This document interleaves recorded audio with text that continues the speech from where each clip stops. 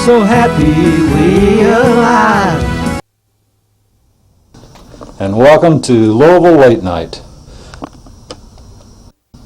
Good evening, and welcome to Louisville Late Night. This evening we're in beautiful San Francisco, California. Thanks, Don, for your presentation and for your tireless effort of bringing safe access to communities that don't have it currently. I think that's the important step forward that we have, is that we have lots of communities, as you saw earlier on the map, that simply were white and had no supported networks in their areas, and that's where we're at next. I, like Don, get many questions about where do I open a dispensary, or how do I start one of these patient collectives in my neighborhood, and my most important question is, where are you at first? And are you trying to duplicate what already is there? And is it better off trying to help organize somebody that's nearby in another town that may not have support? Here in San Francisco, we have many, many facilities. And in the East Bay, we also have many. But in the South Bay, in San Jose, third largest city in the state, how many dispensaries do we have? One in Santa Cruz. There's not many in the third largest city in the state. I recognize one or two delivery services that travel in and out of that city. And that's because it's a very hard city. It's very conservative. But I've been trying to get people to open up down there for years, and still we have nothing. Partially it's because the city government zoned it out, and another part of it is because it's just a fearful place. It's conservative. But in ending, I'd like to make sure that we don't forget about a group that is out there behind the effort to dispense. It's probably one of the reasons why we have 200 plus dispensaries in California in the veil of the federal law, and that's the Americans for Safe Access group.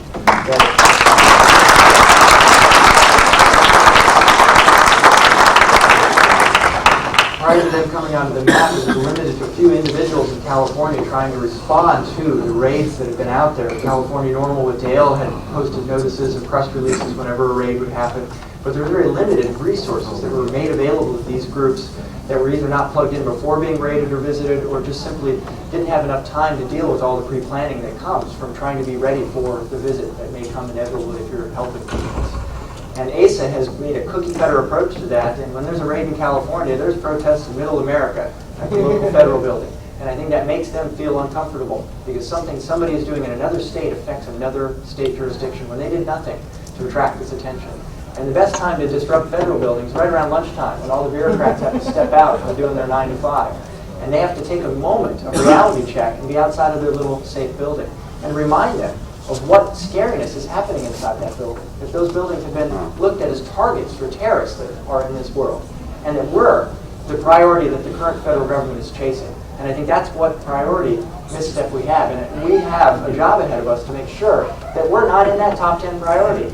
And I would love to see the hook legally to be able to present that the war on terror or the thought of fighting out there is more important than chasing around medical cannabis patients. Because I think that if we could reprioritize that, this would be a nullified issue. Not even having to change the law with cannabis, but just reprioritizing that we're not a priority. Because when cops get called on that question in front of the media, they look real small, and they stop answering questions, and they just kind of go into their corner and say, let it be. And I think that's kind of where we're at right now. Short of a federal decision on the magnitude of Roe v. Wade, the medical cannabis movement is here to stay.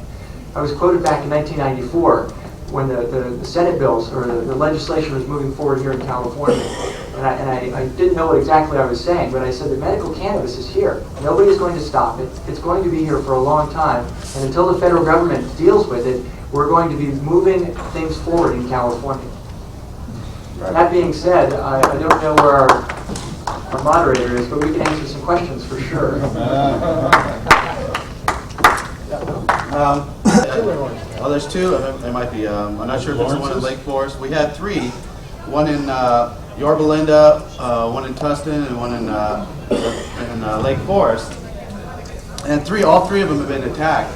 Basically, in Orange County, we don't have to worry about the federal government because there's a campaign of willful ignorance where the local police are just ignoring the law. They say this does not cover sales whatsoever. It's just so frustrating that right next door, where the county is authorizing it, in Orange County, they're not. I mean, they don't even recognize the law at all. It's very frustrating. I'm not sure what my question was going to be.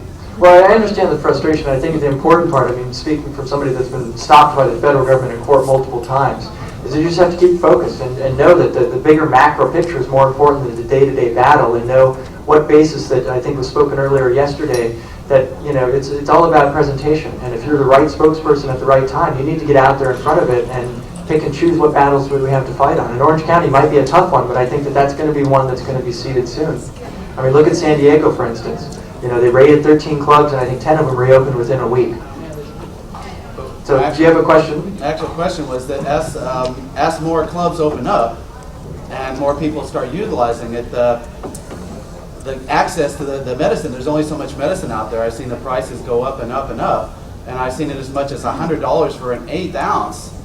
That's compassion, and how, I know it's supposed to be nonprofit. The clubs are supposed to be nonprofit too. It's just that's another frustrating. How do we, it's all regulations themselves. Well, I mean, the best thing we can do is remember that our big wage battle is the federal law. If we remove the federal penalties from cultivating and possession, the price of prohibition goes away. And that the legal defense for these clubs that are being raided, which is in the hundreds of thousands of dollars if they go into federal court, will not have to be spent. And that's what a lot of these prices are paying, unknowingly, whether we like it or not. Can you guys just hear me when I talk? Yeah. One of the issues of high prices is probably the most common concern we hear from patients. And I think the important thing to remember about that is that... You can't hear. Can you hear me in the back? Is your mic on? Yeah, the mic doesn't. The crisis with high prices, I think, is the most common complaint we hear from patients. And the reason that dispensaries are charging $100 an eighth in competitive markets like Los Angeles and in some of the other big cities is because patients are paying it. And I really want to encourage patients to stop paying those prices. That's not necessary. If you take the time to drive a little further and visit a competitive dispensary, the prices will come down because those dispensaries have bills to pay and they need you. You're much more valuable to them than they are to you. So demand those lower prices, and when you see it $100 an eighth, tell them no thank you. Okay, we just have a few more moments. Dr. Beer? Yeah, actually I'm on the next panel, and the comments that were made about regulation and self-regulating I think are really important. And it seems to me that we not only have to have the dispensaries regulate, but also the physicians. There's a small number of physicians who are not practicing medicine. And unfortunately, the Medical Board of California is not doing their job, so they can't be involved because they're incompetent and they're liars. And those are their good points, I think. But it seems to me that what we need to do as dispensaries and as physicians is we need to get together as professionals. We had a conference in Santa Barbara, and we had a member of the Riverside Board of Supervisors who was a pharmacist. He was most impressed, I was surprised, by one of the clubs that he saw. I guess he was looking at it from the point of view of a businessman, and he thought it looked really neat.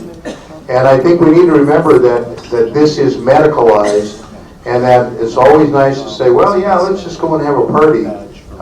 We could be our own worst enemy. And I guess what I would say is, does anybody have any ideas on how to make sure that both the dispensaries and the doctors are acting according to a reasonable code of professional ethics where we're not inviting the state bureaucrats to come in and rule us out, regulate us out of business. So how do we do that, I guess, and is there a commitment to that? There is a commitment to that. I don't know there's an easy answer to that, but through regulation and through education of our movement, as Don and I have spoken in the past, there are groups that are emerging to try to help get a handle on that, along with the clinician group that was started first by Dr. Todd, who has set up standards with Dr. Lucito supporting that. I think the education of what our accepted standards are is going to help make everybody run to that standard. I think before the state is setting the standard, we have to first identify what is the best standard and create that. There are groups like the Medical Cannabis Association that should be emerging this year with new leadership, and we're definitely tied to that, because without good infrastructure, we're not going to move to the next level. Thanks for raising that as a question. I just want to make a clarification to the lady's comments earlier. They actually extended the moratorium on dispensaries in the city of Ukiah just this Wednesday. It had previously been a year, so this is going on the second year. So in the heart of the Emerald Triangle, there are actually no dispensaries.